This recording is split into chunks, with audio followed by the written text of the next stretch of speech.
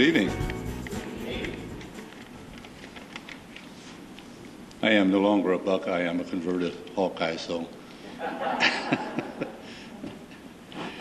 It is my distinct honor to introduce author, entrepreneur, publisher/editor, and nationally known speaker, Mr. Robert Morris. In addition to his featured book, Black Faces of War, Robert has also authored Tradition and Valor. We carry those in the museum bookstore if you'd like to get a copy of that. And he's also co-authored Outside In, The African American History of Iowa, 1830 through 2000, which is a book that's getting used in schools throughout the state. Robert was born and raised in Des Moines and is from a family noted for having a long line of military service. His love for military history and his business savvy equipped him well to be the founding executive director of the Fort Des Moines Museum, and he was director there until 2003. This $10 million project was a tremendous accomplishment that was more than 6 years in the making, and I'm very proud to go visit that museum. Many endeavors in Robert's life have culminated in yet another great contribution in this very important writing that he will be presenting this evening. Early in his adult life, Robert served as editor and publisher of the Iowa Bystander, which is the oldest black newspaper west of the Mississippi River. He's been a guest editorialist for the Des Moines Register on numerous essays and features. He has produced film, videotape, and internet projects for numerous major corporations and federal departments. Currently, he is directly involved with the project called HERO, which stands for Historic Educational Recognition Opportunity. This organization uses history to reconnect military legacies to reclaim our youth from the streets. This program has been recognized by Black Enterprise and Essence magazines for its approach to the social issue. One thing I learned about Robert that I didn't know about earlier this evening, he was also president of the Iowa-Nebraska NAACP organization, which for 23 years he was president of that, which at that age was quite an accomplishment. Tonight, as part of the Des Moines Library's 2011 AViD author series, we're privileged to have Robert Morris with us to discuss his latest book, Black Faces of War. Ladies and gentlemen, Robert Morris.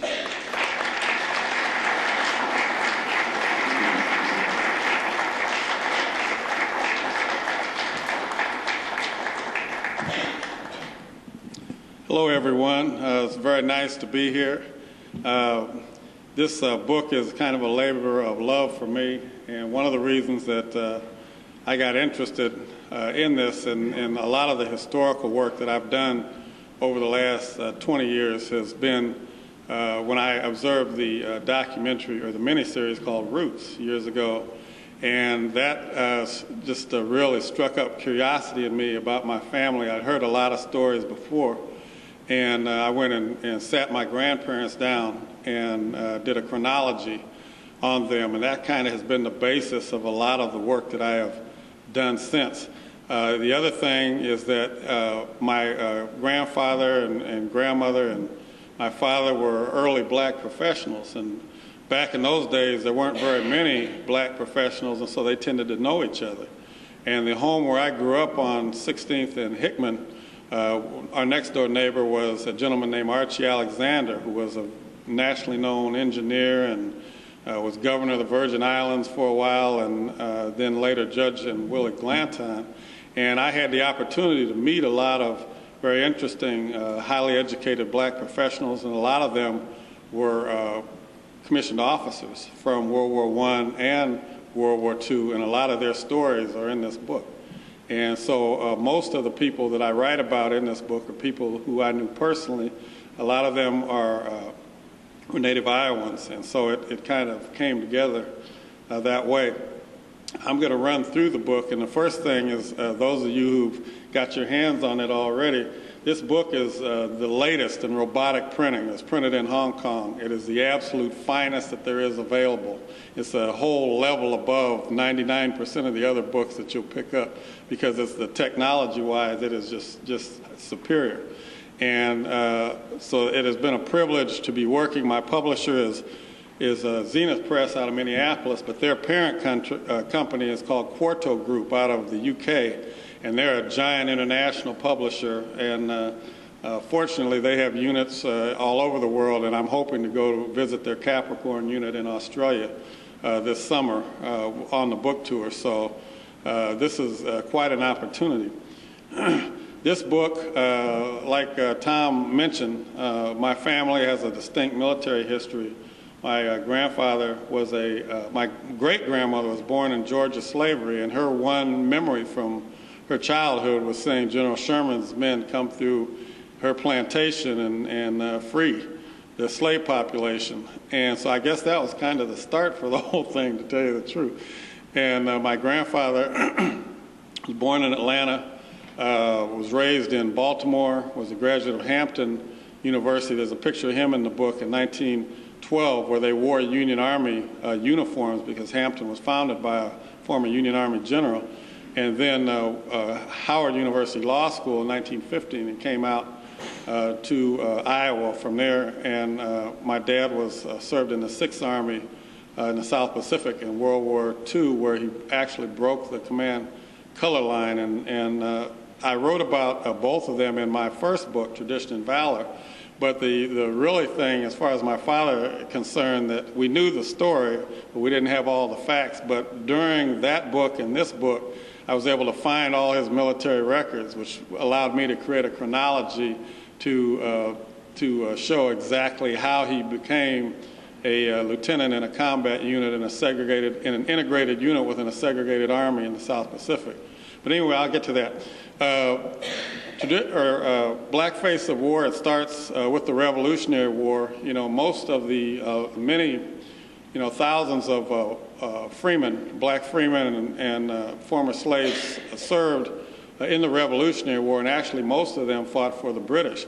All of them on the promise of freedom in return for their military freedom. You know, the book talks about Crispus Attucks, the first black American to die at the Boston Massacre in the Revolutionary War, Salem Poor and Peter Salem, who were both granted their freedom directly by Congress for their participation. And then it goes to the Revolutionary War, then it goes up into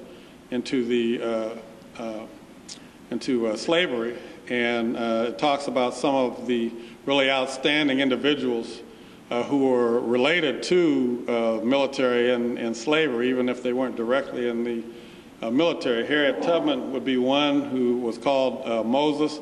She was the first female combatant to lead a Union Army raid against the Confederacy at the Combahee River in Tennessee in 1863, which freed 700 slaves. And of course, she's better known for her escape tours on the Underground Railroad, where she led over 70 slaves to freedom.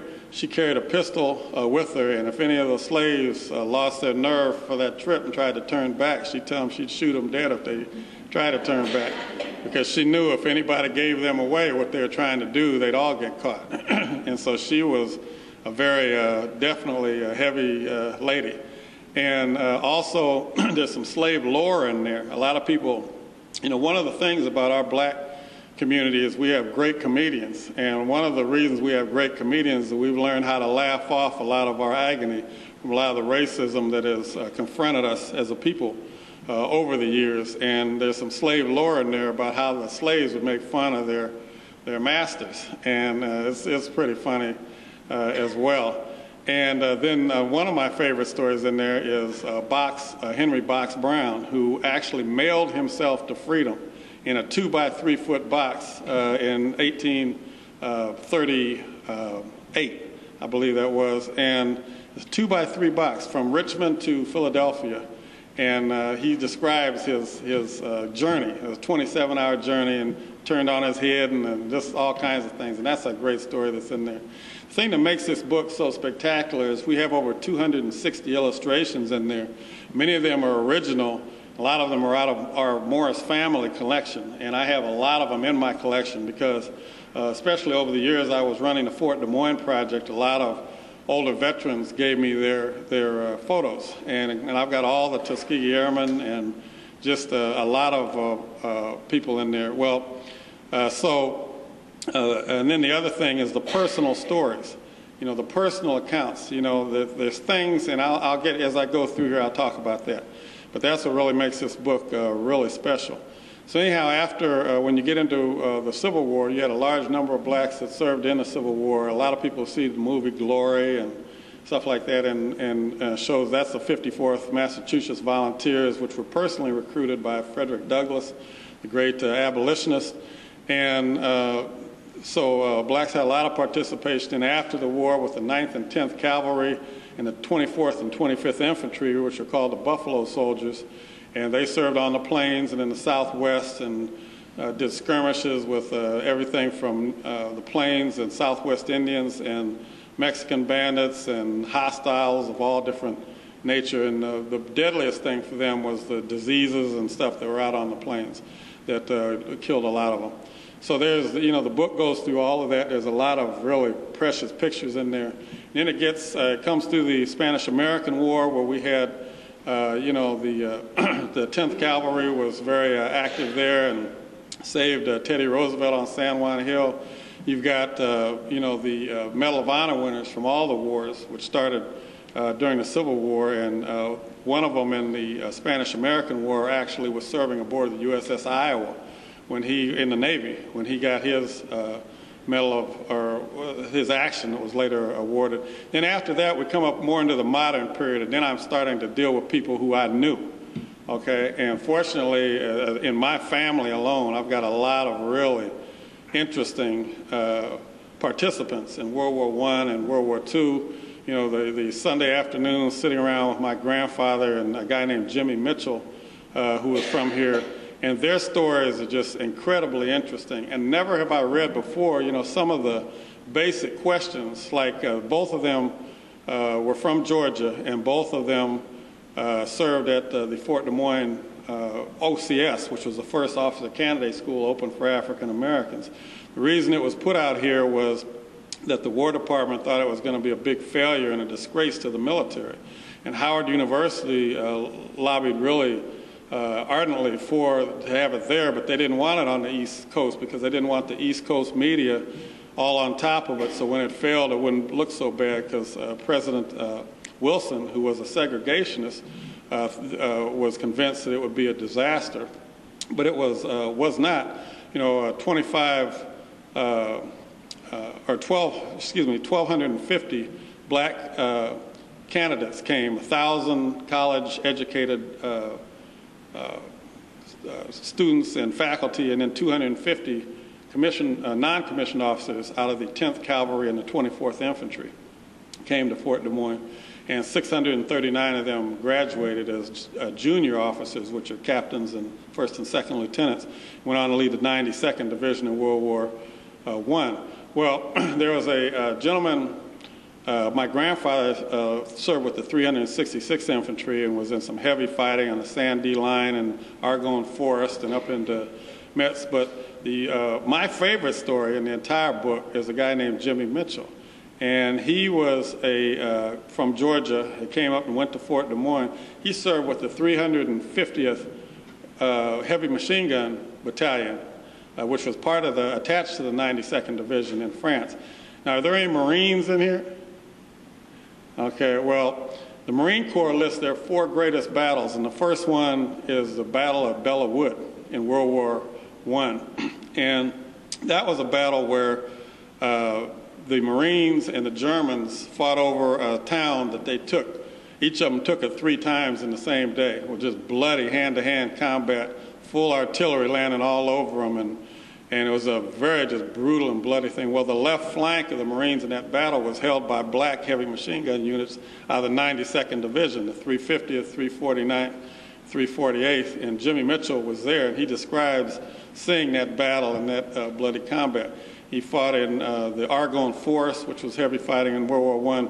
But see, a lot of the questions that he answers in his essay, which thank goodness was recorded by a longtime public library director, Elaine Estes, in 1975, is he talks about some of the questions that anybody that's been in the military that's thinking of history would have. You know, what happens when a black commissioned officer meets a white enlisted man from the South? You know, what happens when a black commissioned officer meets some of the French colonial troops over there? How does that go? You know, how did the French treat the black soldiers over there? You can read all of that in those stories over there, and those are some interesting things. But the most interesting part of his whole story is coming home to Georgia after the war during the blood red summer of 1919. It was called the blood red summer because of all the racial violence that took place during the summer of 1919. You've got a lot of black soldiers who are coming back who have seen freedom in France, being treated as equals by the French. And when they came back to the South, they didn't want to put up with the Jim Crow segregation and the humiliation of that culture. So you had a natural clash there. And you had over 200 were killed during in lynchings and burned at the stake and shot during the summer of 1919. Well, his story is my favorite one. Okay, Jimmy Mitchell's dad was a circuit preacher in Georgia. And back in those days, a lot of your churches couldn't afford a full-time preacher. So they would use circuit preachers who would come through, and after they would preach, they would reward them with a dinner or an offering or chickens or anything that they could find. And his dad would go around and do this all the time. So Jimmy was feeling good about himself. He's just come back from France. I mean, he'd been through all this horrible, heavy combat and come through without a scratch, so he's feeling really good. He's in his uniform, medals on his chest, pistol in his pocket because he knows there might be some trouble, going back down south again. And so he gets to Atlanta and he goes to his dad's church, and the other pastor there says, well, he went down to Barnesville, which is a city about 50 miles south of Atlanta to preach, on the circuit. So he said, well, why don't you just wait for him here? He'll be back in a little while. He said, no, I want to surprise him, so I'm going to go down there and surprise him. So he gets on the train, goes down to Barnesville, gets off the train, goes to this church where his dad's supposed to be, and the preacher tells him, well, he was here and he spoke at our morning services this morning, but he went back already, so you missed him. And so he's like, dang, I missed him. Well, he said, well, our congregation's never seen a black officer before. Would you speak to our afternoon services? We really feel like that would really be a great thing, and we really appreciate it if you do it. And at first he's like, nah, I'm just a soldier. I'm not a speaker. I don't want to talk. And the preacher keeps on him and on him. Please, our congregation would really like to hear about what happened over there. So finally he says, okay, I'll talk. So he gets in, the congregation comes in, and he tells them the truth about France, about what it was like in combat, about the horrible thing that the whites from the South, from America, tried to do. They sent around, letters to the French, that we're insulted, that you're treating these Negroes as equals, and that they got tails, and all kinds of horrible things. And at the end of his talk, he says, I've traveled 25,000 miles during my military career and rubbed shoulders with men from all over the country. He said, but the most damnable individual in the world is a Southern white segregationist. And when he says that, the congregation just goes dead silent. The preacher gets up and runs out of the room.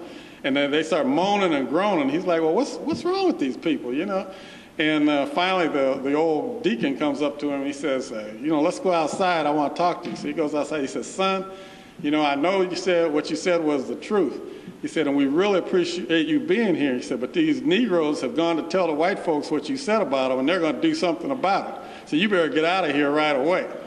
So he's like, I've been through all this horrible combat in France. He said, I'm not scared of these cowards. He said, my train from Atlanta comes at 5 o'clock, and I'm going to take the train at 5 o'clock, and I'm not leaving until 5 o'clock.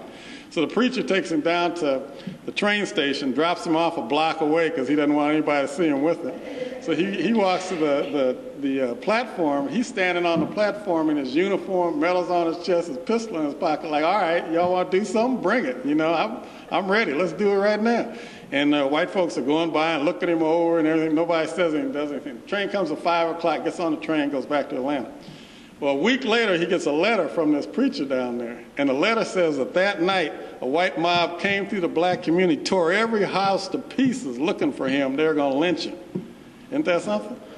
Yeah, so he said, I guess I'm glad I left, you know, but that is the kind of hysteria that went on back then. So anyway, but he was a a member of our community here in Des Moines.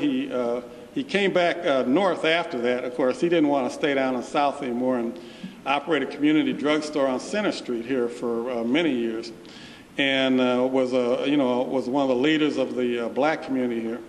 And so, you know, there's a story that is very interesting that is in the book and that you can read. There are a lot of other things, you know, as we get up into the World War II period, because, you know, I've got segments on a number of the units. The most glamorous one, of course, was the Tuskegee Airmen, which you hear a lot about. There was 12 Tuskegee Airmen from Iowa, and they did a very good job and everything. And out at the Air Guard, has anybody ever seen the Tuskegee Airmen Memorial out at the Air Guard? Okay, that's one of my projects, okay? And that plane is named after my mother, the Duchess Arlene, okay? And her boyfriend during the war was a guy named Robert Williams from Ottumwa. And he's the one that wrote the movie, The Tuskegee Airmen. It was an HBO movie back in 1995, and his character was played by Lawrence Fishburne, the actor, in that movie. And so one side of that plane is named for him, and the other side is named for our Tuskegee Airmen from here in Des Moines, the guy that they had the ruckus about naming the airport after a little while ago, Luther Smith. And Luther Smith, he died trying to write his book. He didn't get it done, but I was fortunate, and I know him very well, and I put a story on him in this book, which is in there. So he is, you know, in eternity in publication, and he flew 133 combat missions. Horrible crash on the last one was he had actually was flying back home on his last 133rd combat mission, and they saw a German rail yard down there, and they saw some munition trains going through there, so they decided they'd go down and strafe. So they went down and strafed, and when he hit the first train, it blew up, and he was going so fast he couldn't get away from the big fireball that came, so he had to fly through it with his P-51. And so when he went through it, he looked around, he could see he was on fire. So he tried to gain altitude so he could bail out. You know, because in the P-51B, which is the earlier model, it didn't have any ejection. You had to roll it over and drop out. Okay? So he tried to climb and roll it over. Well, when he did that, when he tried to drop out, his foot got caught. And the torque on the plane was so strong that it took him and busted his pelvis in half, turned his leg backwards. Okay? And so he woke up in he passed out in shock, woke up in a free fall, head first free fall, parachute dragging behind him on fire, and he can see where his plane's already passed him and gone down and crashed. And so he's falling, lands in a tree, which busts every bone in his body. And the Germans come up, and the first guys that come up, they want to rob him, okay? And he's got some class rings on and stuff, and so they're getting ready to chop his fingers off to take those rings. But a German officer comes up, and knowing the value of an American officer and a flyer as a trade, you know, to trade, because they know the war is not going well for them and they need all the prisoners they can get. So he orders those guys to leave him alone and tells them he's going to shoot them if they try to cut his rings off. So they drag him out of this tree, throw him over a horse, and take him to the nearest aid station. And so he spent the last 7 months of the war in German captivity in a full body cast, okay? And back in those days, they would put maggots down in your body cast to eat the dead tissue. So he's laying in this body cast, and those maggots are eating away on him. So in the night, he's suffering in silence, and in the day, he's playing cards with the wounded Nazi. This guy's teaches himself German, self-teaches.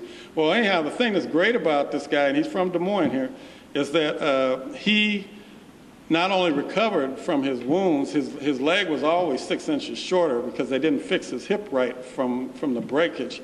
But he became an engineer for General Electric, was a University of Iowa grad, and is in their distinguished alumni now, and went on and became the first black aerospace engineer in the NASA space program. Okay, so that's pretty interesting. Well, the Tuskegee Airmen got a gold medal a little while ago from the president. I think it was President Clinton that gave that to him. It might have been President Bush. I don't remember. But, and I kind of had a problem with that because half of those guys never went overseas. And I'm like, how in the hell you get a medal if you don't go overseas? And the reason I say that is this. The Tuskegee Airmen, and I love them to death. You know, matter of fact, my plane over there is the only one of those in the whole country. You've got Tuskegee Airmen chapters. They have over 100 members other parts of the country, and not one of them has a full-size fiberglass reproduction like we got here at the Air Guard, okay? But anyway, the problem I have is Tuskegee Airmen, 62 of them were killed in World War II, okay?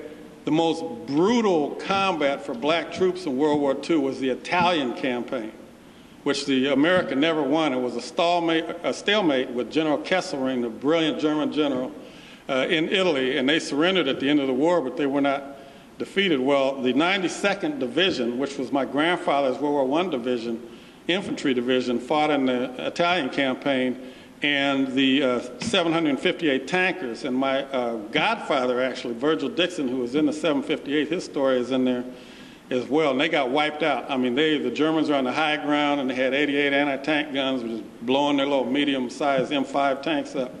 But okay, the Tuskegee, put it in perspective, the Tuskegee Airmen lost 62 men killed in World War II. Okay, the 92nd in Italy lost 5,000 casualties. Okay, and in World War II perspective, in which the survival rate of a casualty was 50%, that's 2,500 dead black men. And no one has ever even told their story, much less given them a medal. You know, and that's the problem I have with that. But anyway, that's all in the book too. And also another really interesting fact that I want to discuss as well about World War II is my mother, who's the Duchess Arlene on the plane, during World War II, she typed the final modifications for the atomic bomb in Chicago at the School of Metallurgy. She was there during the summer. She was a student at the University of Iowa, but was hired in the pool that was working on that project. And I hear a lot of people walk around and say, oh, you know, the atomic bomb was a terrorist act by the United States against the Japanese people, which was insane for somebody to say that. 220,000 Japanese died in those two bombings. More Chinese died in the rape of Nanking alone by the Japanese hands than those two bombs. Plus, the Japanese enslaved 250,000 Korean women into their sex camps for their officers. They paid them reparations about 5 years ago. You know? And so there was a lot of horrible things that were going on. We're at war, okay? The thing to remember is the War Department had projected 1 million Allied casualties from a mainland invasion of Japan. Okay, 1 million Allied casualties. Now put that in perspective. You're talking about a 50% death rate in casualties in World War II. So there's 500,000, mostly Americans, are going to die trying to land on mainland Japan. Now just think today of how many of our families, and I know my one wouldn't even be here right now if that would have happened. You know? I mean, that is just an astounding statistic when you think about it. And my father was in the 6th Army. It was called the Alamo Force, also called MacArthur's Navy, which was the elite, the predecessors of today's Special Forces. And they had already been selected to be the first unit to land on mainland Japan. So they would have really got it, okay? So when you put that in perspective, you know, it's important. You know, and I tell young kids this all the time. You know, people come and say, oh, you know, President Lincoln wrote these horrible things about blacks. But look what he did. You know, General George Patton, he once said the blacks aren't smart enough to serve in tanks. They didn't have the brain power to serve in tanks. But he turned around and gave the 761st tankers their opportunity to shine, and they did. See, so you got to put it in perspective of the times. You know, yeah, that might look bad now, but for them, he's a daggone progressive, you know? So it's really important to look at it like that, okay? Then we go to the Korean War. You know, a lot of people, you know, they talk about President Truman's, let me go back though before I do. They had a whole chapter in there on the Women's Army Corps, which also was founded at Fort Des Moines and was part of our project there. And the first officers there, the first single officer commissioned at Fort Des Moines was Charity Adams, a black female officer. So there's a lot of history there. And the best joke from the WACs at Fort Des Moines is one of my favorites, and I heard some time ago. And Mrs. Roosevelt, who was a progressive, of course, and she was going around, and she came to tour Fort Des Moines, to the WACs, to see how the WACs were doing, you know. And it's interesting that the rationale for the WACs was the same as it was for the blacks in World War I. The War Department was totally against women serving in the military, okay? And they thought it was going to be an embarrassment and it was going to be a disgrace. So they looked for somewhere where they could put it where the East Coast media wouldn't be looking right over their shoulder at it. And there again was an abandoned cavalry post, Fort Des Moines. The 14th Cavalry had moved out and the post was empty. You know, Ronald Reagan was commissioned at Fort Des Moines in '37, and I think the 11th Cavalry or the 14th Cavalry, one of the two. But anyway, so the women were there, and of course they served. They went on to serve and eventually became, you know, a full part of the military, but they served in South Pacific and Europe and World War II. You know, when they first started, they didn't have Army uniforms for women, so they had to take male uniforms and try to modify them so they could wear them, you know, so that was quite a, but anyhow, when Mrs. Roosevelt toured, they were taking her around the posts, you know, and seeing how the WACs were doing. They got into the mess hall, and she looked up, and here's this cook, and he's in a, you know, all white in an apron, and he's grabbing cookie dough off of the sheet and pounding on his big belly and throwing it down on the sheet, you know, and he's all covered with flour, you know. So she sees him, and she goes up and she says, my good man, what are you doing? And he said, well, I'm making cookies. And she says, that's kind of unsanitary, isn't it? He said, you ought to be here when we're making donuts.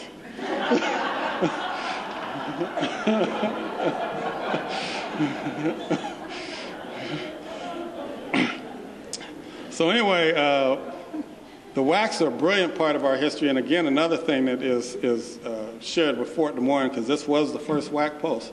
Now, the book goes on into Korea and talks about, you know, President Truman's desegregation order of '48. Military ignored it. They weren't going to desegregate anything, and so they just, you know, so he got all the hoopla, was in the papers and everything.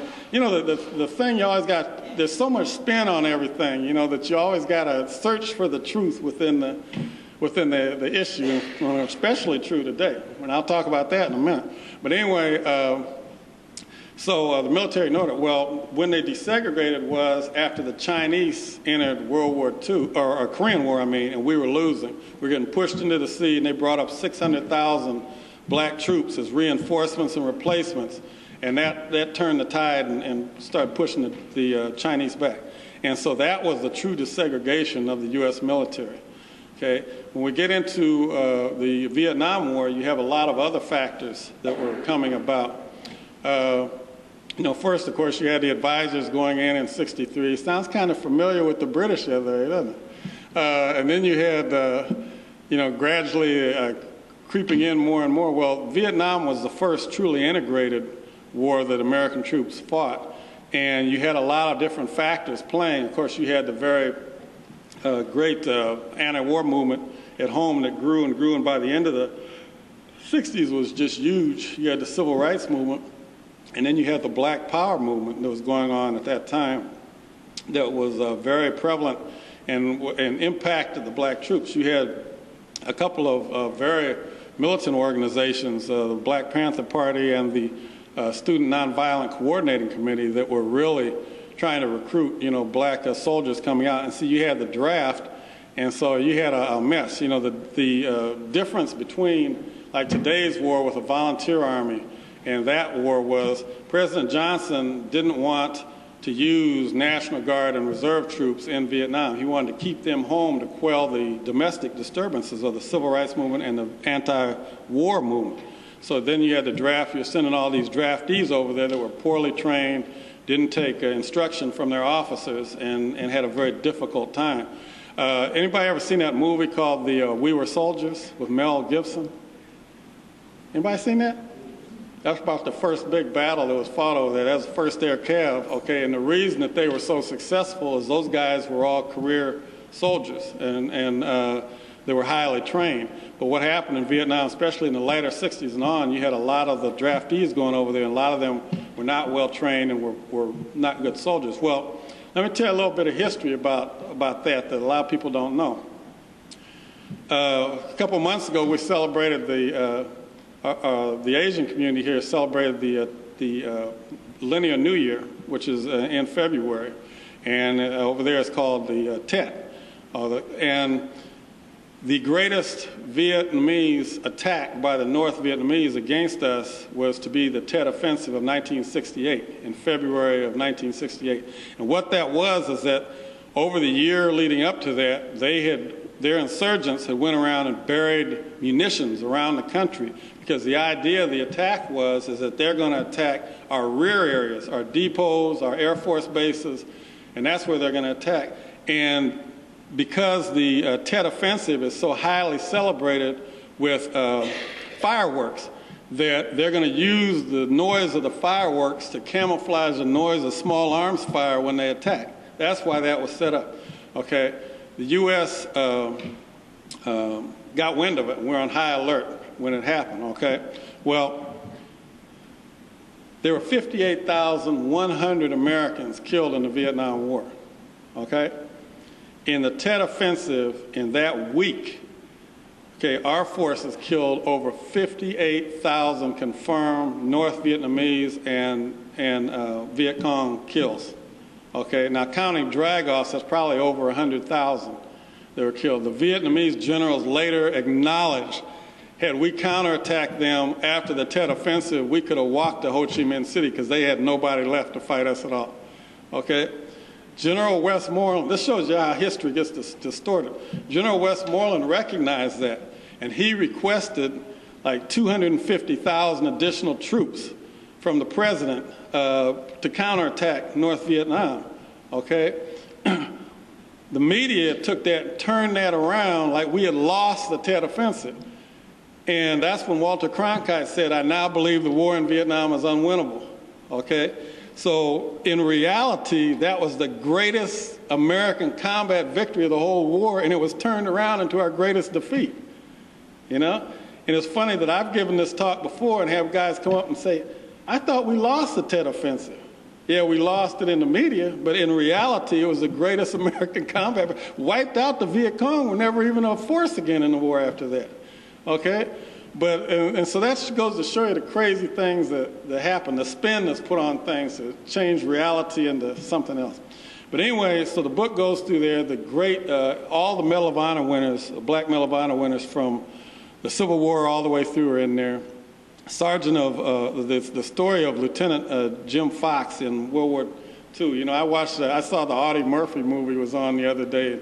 He was the highest decorated Medal of Honor winner in World War II. You know, the actor and everything, and it was a great movie. Well, this guy, Lieutenant Fox, he was with the 92nd Division in Italy, I talked about, and so was Vernon Baker, the guy who lived in Iowa, was a Medal of Honor winner. He was in Italy. The Germans were counterattacking them and overrunning them, so his unit withdrew, okay? And he said, he was a lieutenant, he said, I'm going to stay here on the top of this building and I'm going to direct artillery fire and try to hold them off while you guys withdraw. So his unit withdrew. The next day they came back. There he was laying there dead, surrounded by 100 dead Germans. Isn't that something? It's in the book. You know, there's a description of all those guys. Most of your Medal of Honor winners in Vietnam were, you know, fell on grenades to save their guys. You know, and you know, I've interviewed 1 million combat soldiers, never been in combat myself. But one thing they all tell you is, when you're in combat, you fight for the guy next to you. That's who you're trying to get you and your guys out of there alive. You're not thinking about politics or any of that stuff. You're thinking about your guys that are there with you. And most of those Medal of Honor winners are guys that saved their men's lives around them by diving on a grenade or some other act like that. A lot of the Navy guys drowned trying to save other seamen who had been washed overboard and stuff and jumped in to try to save them. So, a lot of gallantry there. But anyway, so Vietnam was a very difficult, but the book comes through that and then goes into present day. I'm a military parent. My son is in the Air Force in the United Kingdom right now, and his jets, which are F-15s, are the ones that are hitting Libya right now. So he's an aerospace propulsion technician, so he's turning them around. And the more volume they get on turning those jets around, the more dangerous it is for the ground crews that are working on those jets. But so it goes into today, and another thing, that I'd mentioned is that I saw about 6 months ago, NBC News announced on their national newscast that we have suffered 4,200 casualties in Iraq. Okay, and I didn't realize. I asked myself, are these guys are they just stupid, or are they trying to mislead the American public? Okay, a casualty is wounded and dead.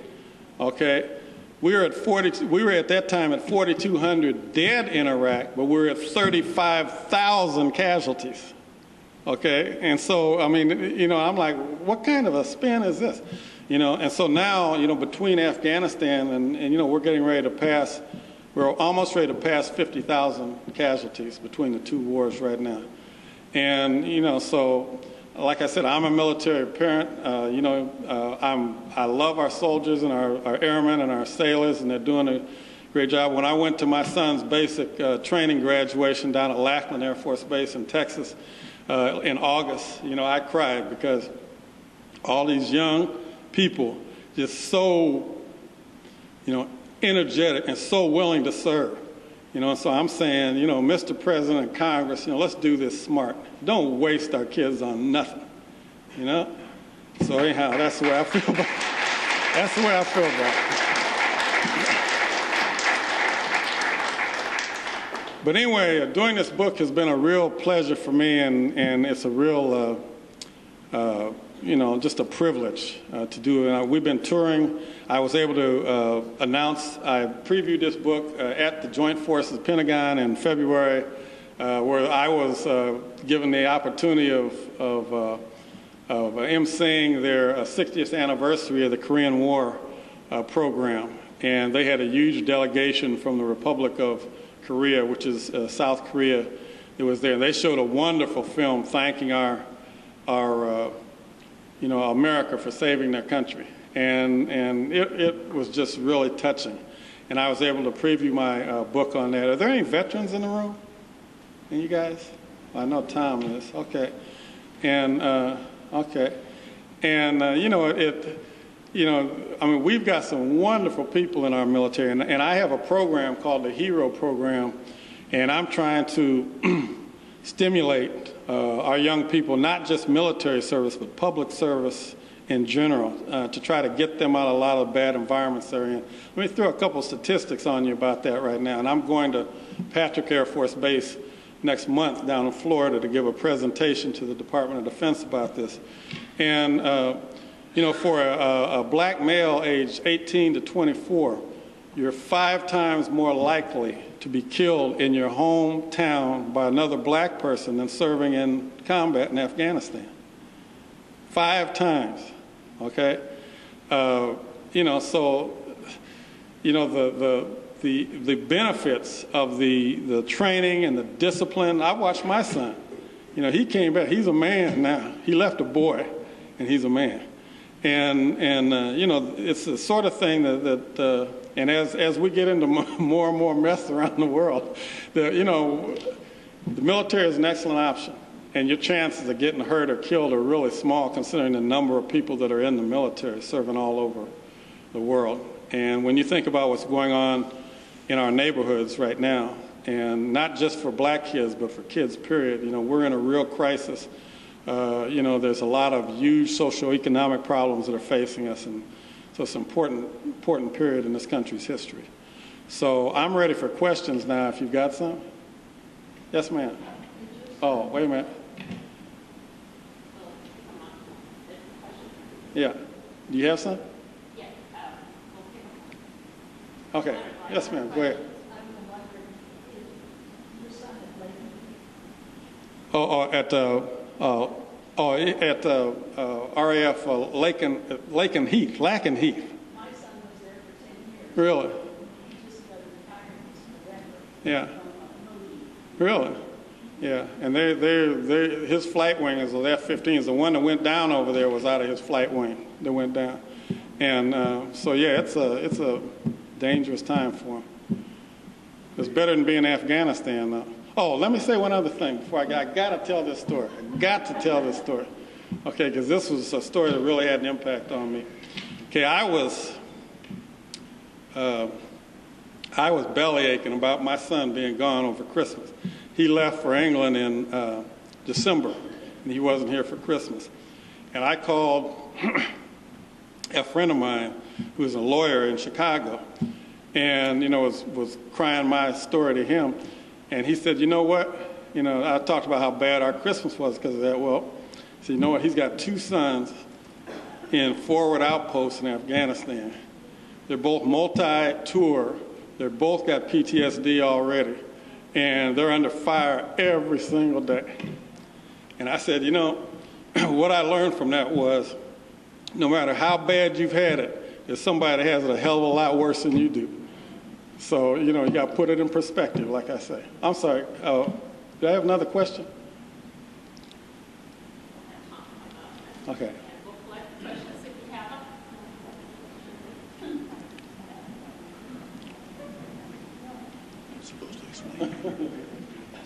I was tasked with explaining to you that the library would like to hear from you, and the forms are in your little booklet.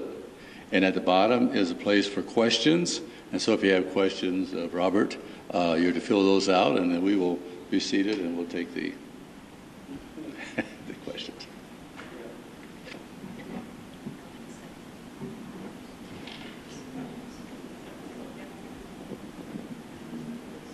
Fall off. That's all I did.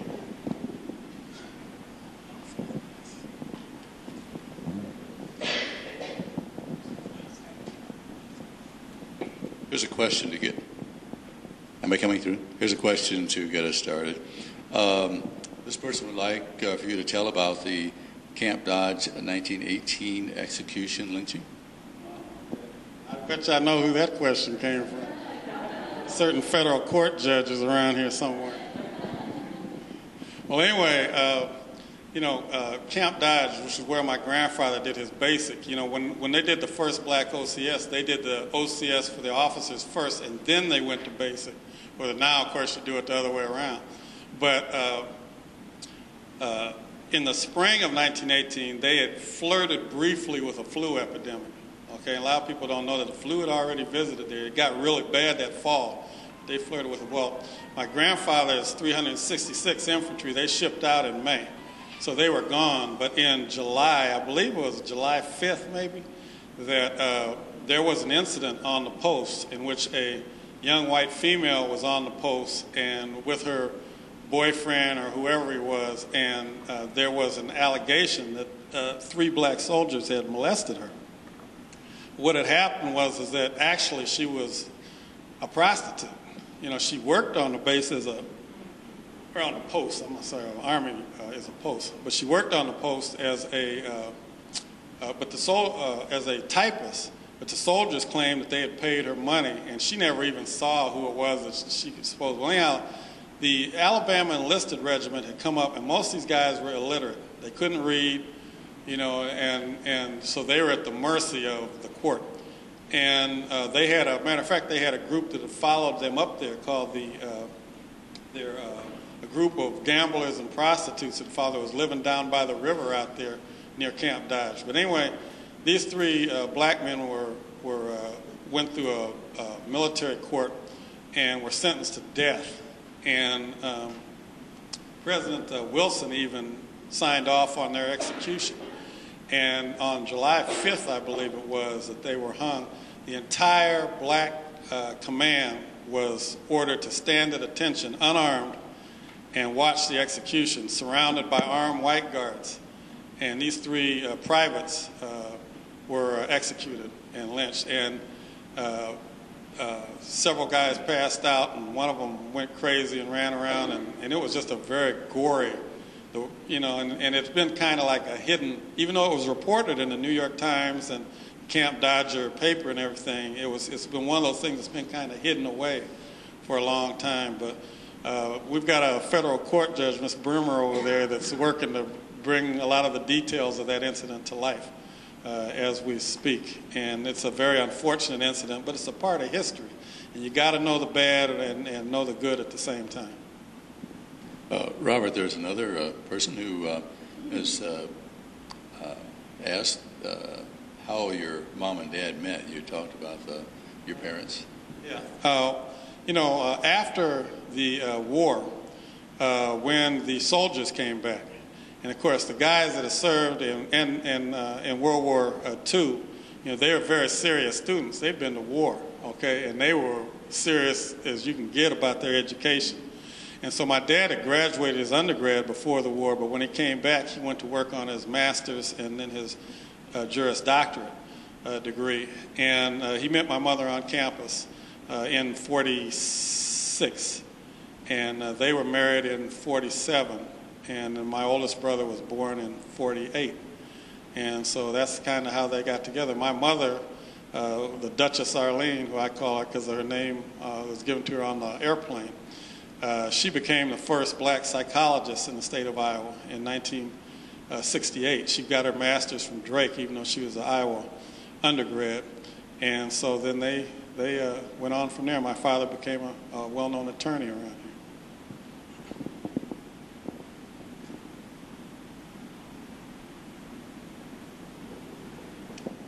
Tell us about getting the book published. Yeah, well, if you're going to be a publisher, you better have a real tough nose, because that door gets slammed in your face time and time and time again. And not so much with this one, but boy, with my first one, Tradition and Valor, I went around to probably 25 publishers. And what you got to do is you got to first look for publishers who publish the type of book that your book is. And then you go from there, okay? And so the publishers that had done, I was hoping to get with my first book, a commercial publisher like this, but I ended up with an academic publisher with Sunflower Press, which was the official press of Kansas State University. And so they published my book. But I got, easily 25 rejections before I finally hit one. And even from some places that I thought, like University of Iowa Press, this would be a natural for it, because a lot of the story takes place at University of Iowa, but they weren't interested. That was it. Got to move on. This person would like to know, do you think the present NAACP is as effective now? Well, I think that, discrimination is different now than it was even when I was in office, because it's much more system, in the system, much more subtle, harder to prove, still exists very much so, but it's a tougher, it's a tougher issue to get a grip on. And so it makes it really tough for anti-discrimination organizations, because to go to court now, you got to have all kinds of evidence, and a lot of witnesses, unless there's something in them, unless there's something in it for them, they're not gonna say anything, because they figure they'll be blacklisted if they do. They're not gonna say anything. So certainly the need is still there, but that's a tough road now. But what's happened is a lot of our civil rights organizations, because of the relative difficulty in the discrimination fields, they've kind of gone into a lot of other socioeconomic issues and kind of like got more interested in raising funds from the corporate community than jumping on things, because you got to be proactive. You can't just wait till something happens and then come afterwards. You got to be proactive. Kind of like, a lot of people never understand, when you got an issue in front of the city council, you don't come down there thinking you're going to change their mind at the meeting. You do all that in advance. By the time you get to the meeting, you know who's going to vote for which issue. And a lot of people just never, ever understand that. And they keep going down there and screeching at the city council. They're not going to change their mind. You should have been talking to them 2 months ago, out of office, out of the meeting, sitting down and discussing, telling them what the issue is and what But, it's the same thing with the civil rights movement. It's just a tough thing to get your hands around now. Okay? Have you ever had any regrets of not serving in the military yourself? Oh, no. When I came out of school, I graduated high school in 76, and the Vietnam War had just ended, draft had just ended. We weren't even thinking about going to the military. And plus, the military is downsizing after the Vietnam War at that point in time. The only good thing about that point in time was the drinking age was 18. And that was perfect for us going to college. So up in Iowa City, we really got a kick out of that. And actually, you know, that's one of the issues I have a problem with now. You know, here my son was going off to war, and he can't even go down and have a beer at the pub. Now, if he's old enough to shoot a rifle or to put a plane together to drop a bomb on somebody, then he's old enough to go down and have a beer. So I do have a problem with that. And I saw that issue came up in the legislature about a week ago. It was in the paper. And so hopefully for service people that they'll change that, because that's just not right, you know? Would you speak to the challenges that you faced in being the co-founder of Fort Des Moines? Well, Fort Des Moines was a kind of a snowball situation. You know, when we first started, all we were going to do is put a little, like a rock with a plaque on this island that was out in the parking lot. But what happened was when I started recruiting people to that project, the ball started rolling. It just started getting bigger and bigger and bigger. And Senator Harkin got involved, Senator Grassley, you know, all these big-time corporate executives from around here. And, you know, a lot of people never realize that when you're going to raise money, you got to have people who are in those circles to get to that money. You know, if you started the little guy with the committee down here in a corporation, you're never going to get any big money. You got to find out who the peers are, the guys who make the decision or the ladies who make the decision on the big money. That's how you raise big money. And I raised $10 million and had great help from Senator Harkin and 8.5 directly from Congress, and got General Powell involved. And I can you know, that was a Republican thing. You know, Governor Branstad at that time, he played a role in getting me along with General Powell, and certainly that helped. But, you know, it takes a lot of people with a lot of interest to raise big money. And the thing that made ours so unique is that there had never been any precedent for ours before. The Defense Department had never given money directly to a big museum or a specialty museum like ours. And so it was a real challenge, but we were very successful. And like I said, we raised $8.5 million in 3 different appropriations. And I'll tell a quick little story about that, is that the first time that I testified on Capitol Hill for the first appropriation, the chairman of the committee was Senator Tet Stevens, the senator from Alaska who was killed in a plane crash here about a year or 2 ago. And then the ranking member was Senator Daniel Inouye from Hawaii. And those things are just a slaughterhouse, because Senator Stevens, you know, Harkin's people had really briefed me well. You know, they told me this dude he's rambunctious, and boy, you get him mad, you better look out, because he'll lay you out. And so I was already, and this woman that was in front of me, boy, he just tore her to pieces. She was in the wrong committee trying to get money, and boy, that really pisses him off if you haven't done your research. And the word about Senator Stevens is that if he likes it, it flies. If he doesn't like it, it doesn't fly. Okay, and this is the Senate Subcommittee on Defense Appropriations. And so I went up there, and I'm giving him my spiel and everything, and Senator Harkin has sponsored the request. And he sits on appropriations, so he's a powerful man out there. And I noticed that Senator Stevens was looking at our brochure, and he was looking at it really hard. And I was kind of like watching him with one eye and then watching my thing with the other eye. And finally he looks up and he says, you know, he said, you got one of my best friends on your board. And so I was like, ooh. I said, who can that be? My first thought was, that's got to be Senator Grassley he's talking about, because he's a Republican and Grassley. And so I was like, well, Senator Grassley? He's like, no. And I'm like, well, who could he? He said, Colin Powell. And I said, well, I didn't know that. And so anyhow, that night, I flew back to Iowa that night from D.C. And the next morning, and I had called General Powell a million times. And at that time, he was running that project called America's Promise, which was his big nonprofit. Matter of fact, he's running it again now, that I'm told. And his chief of staff was a guy named Colonel Walter Smullen. And so usually you call Smullen and he just said, well, he's not here, he's gone, or he's got somebody in there or something. You call out there 1,000 times, you never talk to him. But that particular morning, I got up, so it was like 8 o'clock Washington time, 7 o'clock my time, and I called right at the top of the hour. And Colonel Smullen answered the phone, and I asked him, was General Powell there? And he said, well, he's standing right here.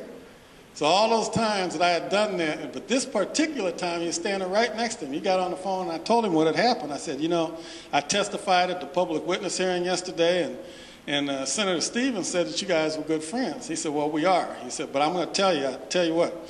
He said, Washington is a town where there's no free lunch. He said, so I'm not going to just up and ask him to do something because he's going to turn right around and ask me to do something. He said, but what I'll do is the next time I see him socially, I'll mention it to him. So I said, well, that's cool, So he used to send me all these little handwritten cards and stuff. So about 2 weeks later, I got a card that he had talked to Senator Stevens, and the appropriation sailed right through. And I was able to go back the next year and get $2 million more, and then went back the next year and got $4.5 million after that. And the interesting thing on the last part of that is, when you're testifying, those guys are going in to vote all the time. So they're getting up and leaving, and they're coming back and they're leaving. And so right before I got up, the person I got up, Senator Stevens, got up and left. So now Anyway is running the meeting as the ranking member. And he says he's looking at the brochure too. So I'm like, Wayne, look at this. What's up with this? And finally he says, well, what happened to the 92nd Division? And I said, well, they were originally, eventually decommissioned and everything, and but they're thinking about, redoing them again like they are the 6th Army right now. And he said, I know. He said, I was in the 92nd Division in World War II. Isn't that something? Now, that was a segregated all-black division, but as a Hawaiian, he was in there. Isn't that something? What a coincidence. I was like, man. So anyway, so there's all kinds of stories. I've got autobiographies almost done. When I get that done, you get that, you can read all these different stories that I have.